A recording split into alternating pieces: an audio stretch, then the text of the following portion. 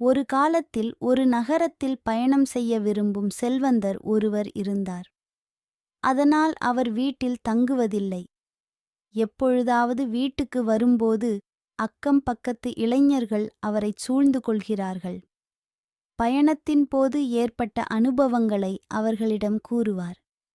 அவர்களிடம் அடிக்கடி கேள்விகள் கேட்பார். நீங்கள் பாரிஸில் உள்ள ஈபில் கோபுரத்தை பார்த்தீர்களா? நீங்கள் பைசாவின் சாய்ந்த கோபுரத்தை பார்க்கிறீர்களா? ஆக்ராவில் உள்ள தாஜ்மஹாலை பார்த்தீர்களா? டெல்லியில் உள்ள குதுமினார் பார்த்தீர்களா? ஒவ்வொரு முறையும் இளைஞர்கள் இல்லை என்று பதிலளித்தார்கள். அதற்கு செல்வந்தர், நீங்கள் வீட்டில் இருக்கிறீர்கள். சுவையான அனுபவங்களை நீங்கள் இழக்கிறீர்கள். அவன் செயான்னான். ஒரு நாள் அந்த இளைஞர்கள், நம்ம ஊரில் உள்ள பழைய ஓலைக் கடைக்குச் சென்றிருக்கிறாயா? போகலாம் என்றார்கள்.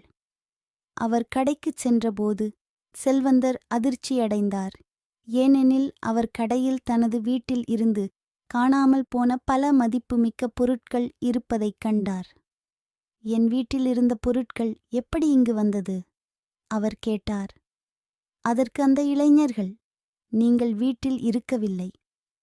அவர்களின் தந்தை கஷ்டப்பட்டு சம்பாதித்த செல்வம் இப்படித்தான் அழிக்கப்படுகிறது என்று பதிலளித்தனர்.